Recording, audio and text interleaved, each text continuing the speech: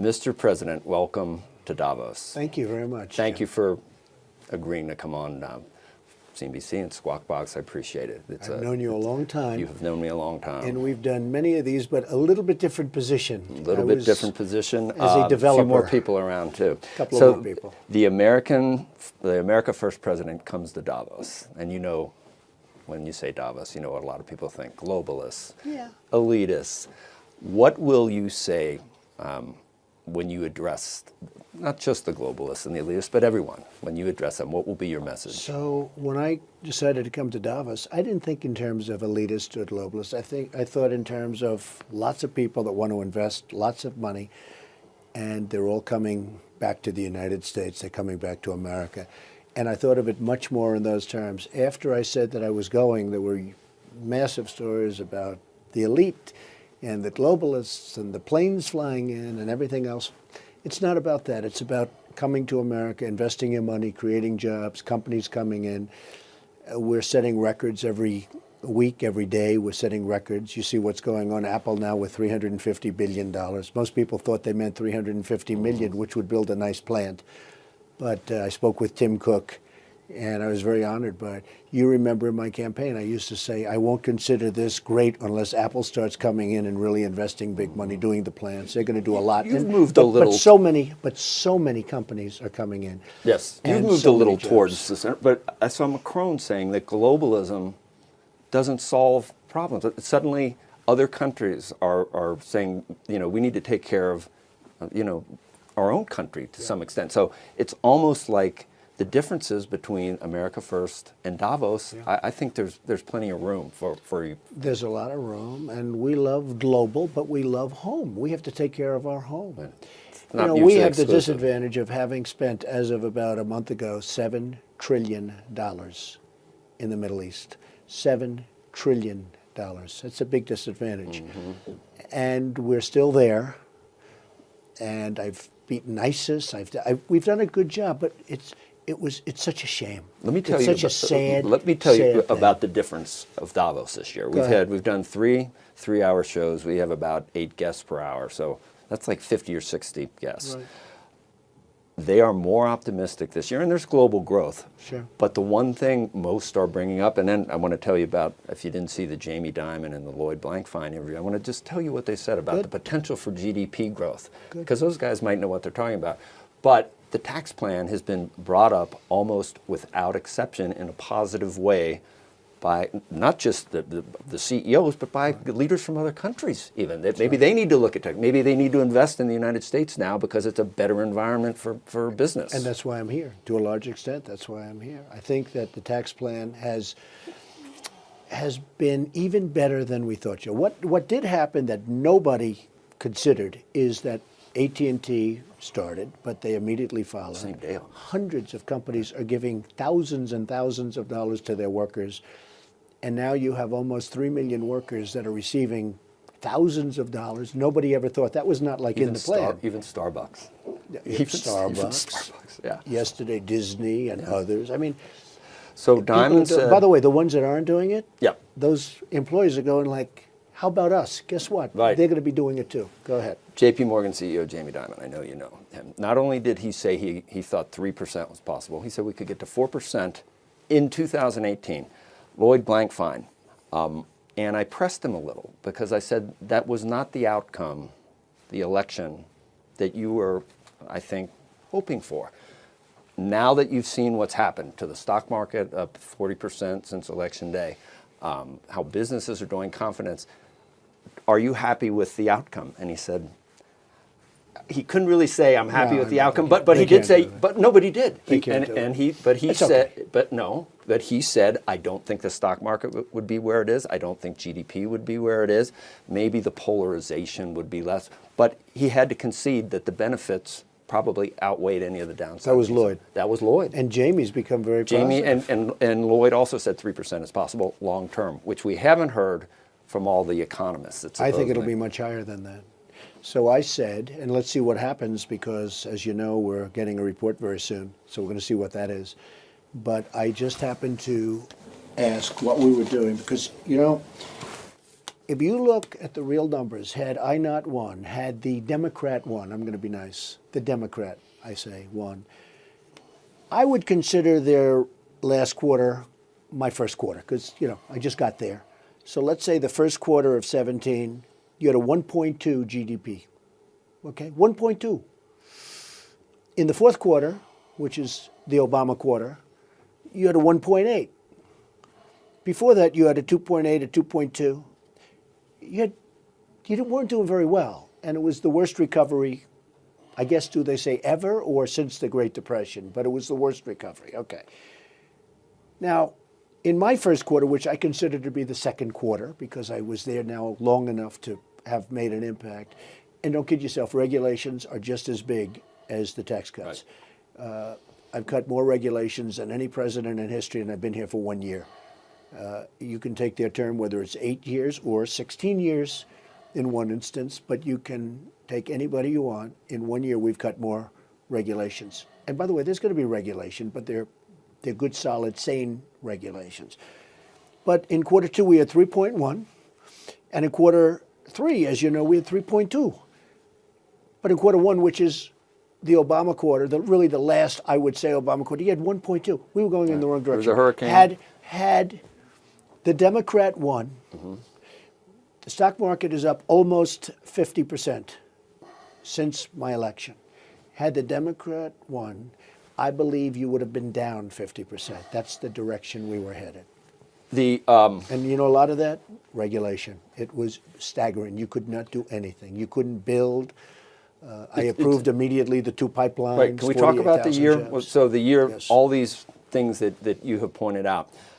But you've been negotiating now in government instead of in the private sector. And it's been, I think, lovingly referred to as the swamp by certain individuals. It's difficult. Is it difficult? And have you learned? Are you approaching it differently now? Would you give what would you give yourself in terms of negotiating with the government versus business? What grade for the first year? Well, a lot of people have given me an A. Somebody gave me an A+. Look, I got the biggest tax plan in our history approved. And don't forget, not just a tax plan. Have you learned anything? Did you do anything differently Joe, now? One second. Okay. I got rid of the individual mandate. Right.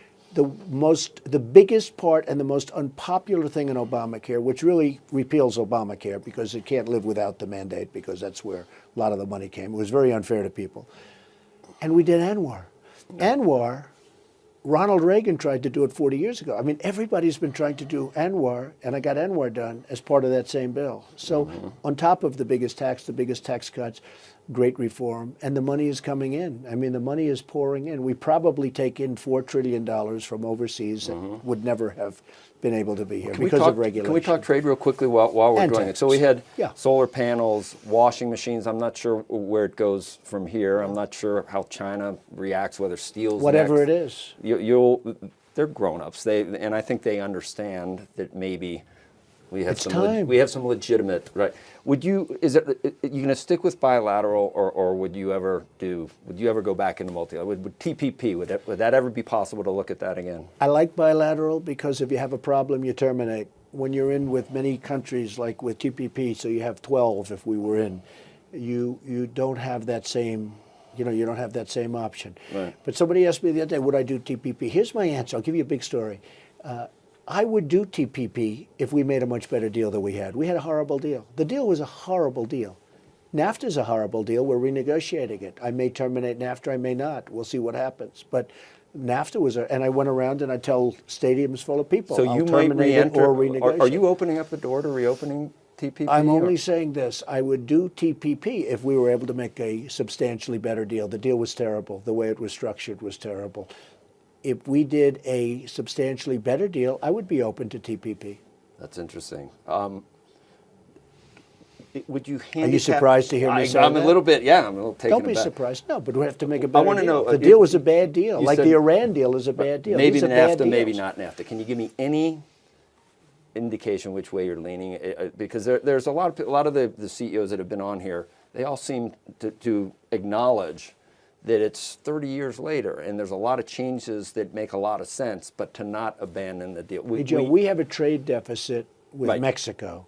$71 billion a year, right?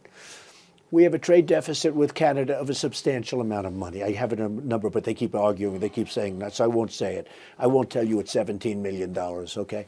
We have a trade deficit with Canada. We have a massive trade deficit with Mexico. Got to do something. We can't continue to do this. Are you leaning towards staying in, or would you really go out? I've always completely? said during the campaign, and as you noticed, and as you've actually said a couple of times, which I've always appreciated, I have fulfilled a lot of what I've said. And I'm only here a year. You know, I think I have 4 years and maybe another 4 years, So okay? we'll If we see keep on it. going. We'll see what happens. tell you- But Joe, yeah. we have a $71 billion a year trade deficit with Mexico. We've got to do something. We can't have that.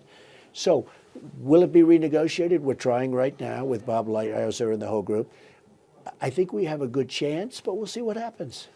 The way that the shutdown finally was, was ended. Yeah. I get the feeling that Senator Schumer is taking a lot of flack from his flank, from the far left flank. So I feel like he's been burnt, which makes me worry about when we go back in 2 weeks. He made a mistake in shutting down. He shouldn't have shut Well, down. if- People of this country want security. They want safety. They want their military to be What's taken going to care happen of. on Monday with DACA? What are you Well, willing we've to go already started further the to process. Will you stay with Cotton, or will you move further to I think Cotton and Perdue and Goodlatte and the people that I've been dealing with, Cornyn, so many of the people, these are great people. These are people that really have shifted a lot. They've really shifted a lot. And I think they're willing to shift more, and so am I. You said 10 to 12 years for citizenship, right, for the Dreamers. We're Will going Cotton to go along see with if that? we make the right deal. I think they will. These are people that have very strong opinions on DACA and on immigration generally, and I happen to think they're largely right. Look, we're going to try and make a deal on DACA. We have a good chance of making it. What we need is we need the wall. We need security. We need security at the border. We have to stop the drugs from coming in. We need safety, and we need a strong military. We need almost more than ever before. I mean, we've been in war, so we needed it then. But we need to be sure that our military is properly funded, and it would be really great to get rid of the, we'd like to have a regular budget. Will you ask for $25 billion, Mr. President? Is that it? We're And asking. did Chuck Schumer offer $1.6 We billion? agreed Did he to take it back? $25 billion. Did Yeah, he, sure. He took it back, but that's. Did he? How much did he agree to? But he didn't really take it back. If you see numerous senators on the other side, they said we'd give the wall in 2 minutes if we could do something with DACA. Everybody wants to solve the DACA problem. They've been wanting to solve it for a long time. It should have been solved by President Obama. It would have been easier to solve it, especially when he had the House and the Senate. They could have solved it in a day. But they didn't solve it. He didn't solve things. And he did something that he didn't have the right to do. You understand. He did an executive order, and that was no good. And by the way, the court, it wasn't me. The courts were not upholding that executive order. You have to do it through Congress. Yeah.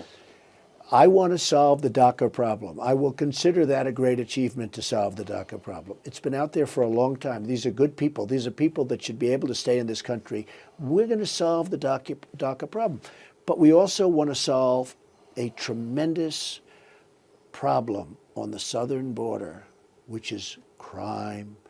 We need a wall. We need the drugs to stop flowing in. They are coming in they're coming in less now than they were, because we have we have great Border Patrol agents, great ICE, we have great people, and they're really doing a good job, and you see what's happening on the border. It's much better. But we need a strong border. And to do that, you need a wall. And they did agree to a $25 billion wall, of which I'll have a lot of money left over, because I don't need $25 billion to build a wall. We'll build that's what I do. We'll build a great wall, and we'll have a lot of money left over, and we'll spend it on other things. But we need great security. And yes, Senator Perdue, Senator Cotton, Cornyn, this one, that one. We have tremendous support to get something done. Tremendous, Joe. And I think something will get done.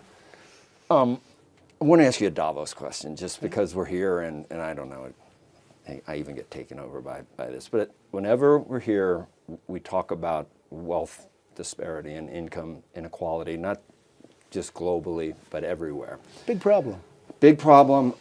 A resurgent United States, a strongly growing United States, makes a world of difference, not just for the United States, but for the world in general. But I'm just wondering, if you were able to keep GDP, or if the United States grows at 3 or 4%, and we have the coffers, we can do a lot with 3 or 4%. It's totally different than when we don't have money. Different country. Do you have a way of addressing the skills gap and education. As a business person, you solve problems. Now you're in We government. need vocational schools. We need the community colleges. Will in that many be cases. something that will? Oh, I think it's a big factor for us. But I also want these great companies that are coming in. Toyota's now coming in. Yeah. We talked already about Apple. Apple's coming in with a very big presence. We have many companies.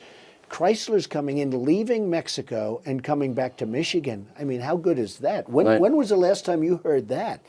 And without me being here and without what we've been doing, including regulation, by the way, because I happen to think that regulation is as big as the tax cuts, okay? I think the tax cuts are incredible.